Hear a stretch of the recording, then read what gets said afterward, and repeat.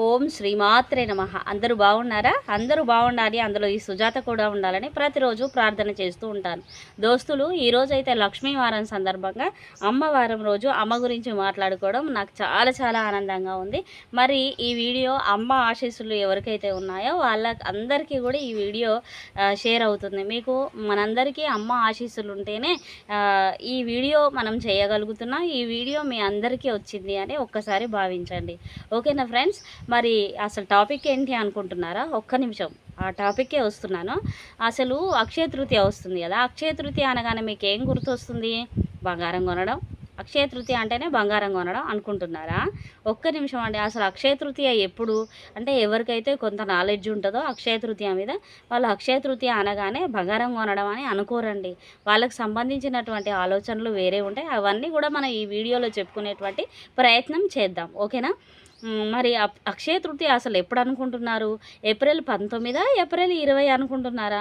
April 19 ఆదివారం కదండి. అద్భుతమైనటువంటి వారం. సాక్షాత్తు ఆ సూర్యనారాయణ స్వామికి సంబంధించినటువంటి రోజు. ఇంకా చెప్పుకోవాలంటే వర్కింగ్ ఉమెన్స్ ఎవరైతే ఉంటారో వాళ్ళు చక్కగా, వాళ్ళకి హాలిడే కదా, ఆదివారం పొద్దున్నే లేవండి, అన్ని పనులు చేసుకోండి. చక్కగా ఆదివారం రోజు మధ్యాహ్నం నుంచి స్టార్ట్ అవుతుందండి. ఏంటి? వైశాఖ మాసంలో శుక్లపక్షంలో తృతీయ అంటే తదియ రోజు మనము అక్షయ తృతీయ సెలబ్రేట్ చేసుకుంటాం. కాబట్టి ఆదివారం మధ్యాహ్నం స్టార్ట్ అవుతుంది, అంటే సూర్యోదయం అయిపోయిన తర్వాత స్టార్ట్ అవుతుంది. ప్రతిరోజు అసలు అమ్మ పూజ చేసుకోవడం కోసం ఒక్కరోజు అనేటువంటి స్పెషల్ ఏమి ఉండదండి, ప్రతిరోజు చేసుకోవచ్చు.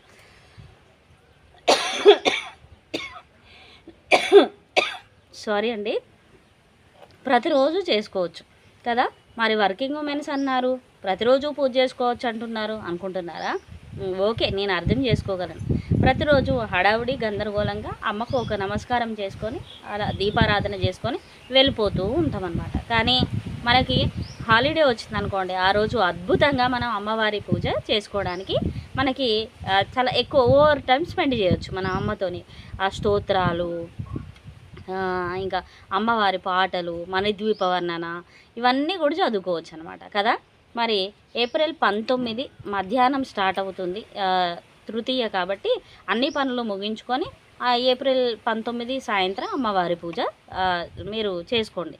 అండ్ ఇంకొకటి, ఏప్రిల్ 20 రోజైతే సూర్యోదయానికి పురస్కరించుకొని మనము అక్షయ తృతీయ ఏప్రిల్ 20 సోమవారం రోజు సెలబ్రేట్ చేసుకుంటే అమ్మవారికి సంబంధించినటువంటి పూజ పొద్దున్నే బ్రాహ్మీ ముహూర్తంలో లేవండి, అమ్మని పూజ చేసుకోండి. ఇంకా బంగారము అనేటువంటిది కొనొద్దు అని నేను చెప్పట్లే, ఉన్నవాళ్ళు కొనుక్కొచ్చుకోండి. ఎవరైతే అమ్మవారిని అంటే కనక మహాలక్ష్మిని తీసుకొచ్చుకోవాలంటారో వాళ్ళు ఓన్లీ ఎప్పుడు అక్షయ తృతీయ వస్తుందా అని చూడరండి, అంతే కదా. ఎప్పుడు వాళ్ళకి అవైలబిలిటీ ఉంది, డబ్బులు చేతిలో ఉన్నాయి, ఒక రోజు అనేటువంటిది ఉంటుందా వాళ్ళకి? ఎప్పుడైనా వెళ్ళి వాళ్ళ యొక్క వాళ్ళు కొనుక్కోవాలనుకున్నటువంటిది కొనేసుకుంటారు. ఇంకా ఎవరైతే ఓకే నేను డబ్బులు పోగు చేసుకున్నాను అని అనుకుంటున్నారు అనుకోండి, వాళ్ళు వెళ్ళండి అక్షయ తృతీయ రోజు కొనుక్కొచ్చుకోండి, నేనేం వద్దను.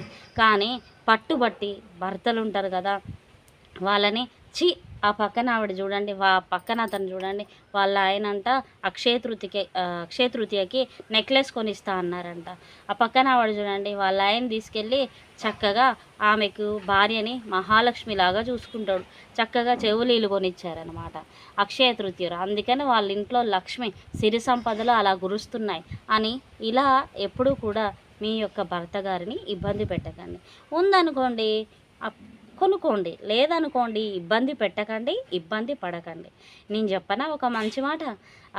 డబ్బులు ఉన్నాయనుకోండి, మీరు వెళ్ళి ఒక పాల ప్యాకెట్, పెరుగు ప్యాకెట్, ఒక రైస్ కిట్, అర్థమైందా, ఒక పసుపు ప్యాకెట్, ఒక ఉప్పు ప్యాకెట్, ఇందులో లేదా అండి మహాలక్ష్మి? ఒక్కసారి ఆలోచించండి. ఉంది కదా. ఎప్పుడైనా ఆనందమే ఆనందలక్ష్మిని మనం వరించేలాగా చూసుకోవాలన్నమాట. ఆనందలక్ష్మి అంటే పర్లేదండి, వాళ్ళకి డబ్బులు ఉన్నాయి కొనుక్కున్నారు, మనకి ఉంటే మీరు కూడా నాకు కొనిచ్చేవాళ్ళు కదా అని మాట్లాడండి. మీ భర్త గారు చాలా సంతోషపడతారు. ఆ ఆనందంతో మీ ఇల్లు కలకలలాడుతూ ఉంటుంది అనమాట. ఓకేనా ఫ్రెండ్స్?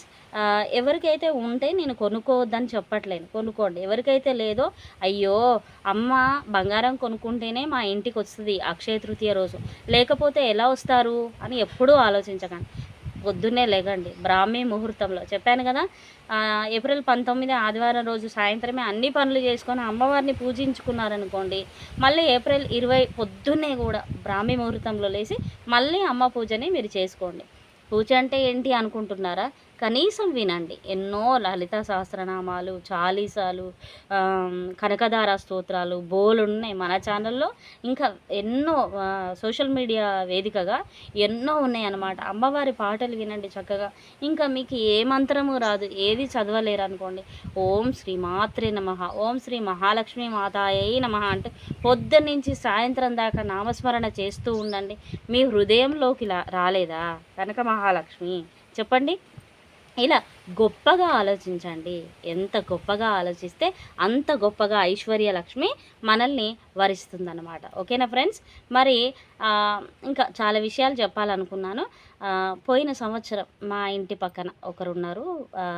వాళ్ళైతే బంగారం కొనాలి అని ఈఎంఐలో ఇన్స్టాల్మెంట్లో పే చేస్తామని చెప్పేసి వాళ్ళు ప్రైవేట్ జాబ్ చేసుకుంటారు. మనకి అకస్మాత్తుగా అమ్మవారి ఆశీర్వాదాలు దొరకాలి అని చెప్పేసి వాళ్ళు ఏం చేశారు తెలుసా ఫ్రెండ్స్? చాలా వెళ్ళి ఈఎంఐలో అంటే ఏదో ఫైనాన్స్ అట్లా నడిపిస్తారు కదా. అంటే బయట కూర్చున్నాను కదా, చెట్టు కింద పెద్ద సౌండ్స్ వస్తూ ఉంటే భయం వేస్తుంది. పెద్ద పెద్ద హోల్స్ ఉంటాయి, చెట్ల కింద కూర్చున్నాను కదా, ఏదో సౌండ్ వస్తుంటే భయం వేసి అటు ఇటు చూస్తున్నాను అన్నమాట. ఓకేనా ఫ్రెండ్స్? మరి వాళ్ళు నేను పే చేసుకుంటాను అని చెప్పేసి గోల్డ్, ఇది పిచ్చి కాకపోతే ఏమంటారు చెప్పండి, తనకున్నటువంటి నెక్లెస్ని అదేం పిచ్చో అంత ఎర్రిగా ఎట్లా ఆలోచిస్తారో నాకు అర్థం కాదండి. తనకున్నటువంటి నెక్లెస్ని ఏ ముత్తూట్లోనో మనప్పురంలోనో పెట్టి అక్షయ తృతీయ రోజు నేను గోల్డ్ కొనుక్కోవాలి అని చెప్పేసి అక్షయ తృతీయ ఒక 4 days ఉందనగానే మనపురంలోనే కుదువ పెట్టేసిందట. కుదువ పెట్టి ఆమెకు ఉన్నటువంటి నెక్లెస్ని కుదువ పెట్టి ఆ నెక్లెస్కి వచ్చినటువంటి డబ్బులు తీసుకెళ్ళి అక్షయ తృతీయ రోజు చక్కగా 4 బ్యాంగిల్స్ కొనుక్కుందనమాట. కొనుక్కుంటే ఇప్పుడు ఆ నెక్లెస్ ఇంకా తీసుకురాలేదన్నమాట. అంటే నెక్లెస్ గొప్పన, ఈ 4 బ్యాంగిల్స్ గొప్పనా చెప్పండి? మట్టి గాజులు వేసుకుంటే మనల్ని ఎవరైనా కొడతారా చెప్పండి? ఉన్నటువంటి వస్తువు అక్కడెక్కడో కుదువ పెట్టి అక్షయ తృతీయ రోజే నేను గోల్డ్ కొనుక్కోవాలి, అమ్మవారి ఆశీర్వాదాలు పొందాలి అనుకోవడం తప్పే కదా చెప్పండి. ఇంకొకటి, పోయిన సంవత్సరం ముచ్చట్లే నేను ఇప్పుడు మళ్ళీ మీకు చెప్తున్నాను. పోయిన సంవత్సరం మాకు తెలిసినటువంటి మా చెల్లి ఫ్రెండ్స్ అనమాట, వాళ్ళ హస్బెండ్ని మా చెల్లి మా మరిది గారు చెప్పారనమాట మాకు, అక్షయ తృతీయ రోజు నాకు 10 తులాస్ పెట్టి హారం చేపిస్తావా లేదా అని చెప్పేసి ఒక్కటే గొడవట అండి. అసలు అంత గొడవ పెట్టుకొని 10 తులాస్ పెట్టి అది హారం చేపించుకున్న తర్వాత, అంటే ఆ హారం కోసం అయినటువంటి గొడవలలో మనస్పర్ధలు వచ్చినాయి. అంటే ఎలాంటి మాటలు మాట్లాడుకున్నారు, ఏం ఉందనుకోండి కొనుక్కోండి తప్పు లేదు అన్నప్పుడు ఓకే, డబ్బులు ఉన్నాయి, కొనియకపోవడం కూడా తప్పే కదా. డబ్బులు ఉన్నాయనుకోండి కొనియండి, బంగారం అనేటువంటిది వేస్ట్ కాదు కదా, ఉంటుంది కదా. ఎందుకు అంతలా ఇబ్బంది పెట్టేది? ఇప్పుడు ఆ బంగారం అనేటువంటిది తీసుకెళ్ళి ఆ బీరువాలో పెట్టేసుకున్నాను నేను. కానీ ఆ బాధ, దానికి సంబంధించినటువంటి బాధ మాకు మా ఆయన గారికి ఇంకా తగ్గలేదు అని వాళ్ళు చెప్పేటువంటి మాటలు వింటే చాలా బాధ అనిపిస్తుంది. ఎందుకు నేను ఆ గొడవలు పెట్టుకున్నానో, ఎందుకు అది తీసుకున్న కాడి నుంచి ఏ కళ్ళు పడినాయో, ఏ దిష్టి పడిందో అని చెప్పేసి వాళ్ళు చెప్పేటువంటి మాటలు చాలా బాధగా అనిపిస్తుందండి నిజంగా. అక్షయ తృతీయ వచ్చినప్పుడు మనం ఎప్పుడైనా కూడా అమ్మవారి ఆశీస్సుల కోసం మనము తాపత్రయపడాలే తప్ప లేని వాటికి పోయి, గొప్పలకు పోయి, ఎక్కడో ఆ బంగారం తెచ్చుకుంటేనే అమ్మ మన ఇంటికి వస్తుంది అని ఎప్పుడు కూడా ఆలోచించకండి. ఇంకొక విషయం ఏంటో చెప్పనా? ఎప్పుడైనా ఇది ఎండాకాలం కదండి, మీ దగ్గర డబ్బులు ఉన్నాయనుకోండి, కనీసం ఒక 5గురికి చెప్పులు కొనియాలట. దానం అనేటువంటిది చాలా మంచిదట. అమ్మవారి అమ్మ మనల్ని ఒక అద్భుతమైనటువంటి హృదయంలో అమ్మ మనకి కొలువు ఉండడానికి చూస్తారట. అవును కదా? శ్రీమన్నారాయణుని హృదయం చాలా శుతిమెత్తని హృదయం అట. అందుకనే అమ్మ శ్రీమన్నారాయణుని గారి భార్యామణి కదా, అందుకని హృదయాలయం అంటే అమ్మవారికి చాలా ఇష్టపడ. మీ హృదయాన్ని అమ్మకి ఆహ్వానించేట్లాగా గొప్ప మనసుతో ఉండండి, అమ్మ మీ హృదయాలయంలోకి వచ్చేస్తారనమాట. అర్థమైందా? అప్పుడు నిజంగా మీ జీవితంలోకి అన్నీ వచ్చేస్తాయని నమ్మండి. ఎప్పుడైనా ఒక్క 5గురికి అట్లీస్ట్ ఒక్క బెగ్గరికైనా, ఒక భిక్షగాడికైనా సరే, భిక్షగాడు అనగానే ఇంకొకటి గుర్తుకొచ్చింది. భిక్షాటన చేసేటువంటి దేవుడు ఎవరండి? మన పరమేశ్వరుడు. మరి సోమవారం రోజు వస్తుంది. నిజంగా లక్ష్మీ ప్రాప్తి ఎవరికి కలుగుతుందట తెలుసా? ఈశ్వరుణ్ణి ప్రార్థించేటువంటి వాళ్ళకి.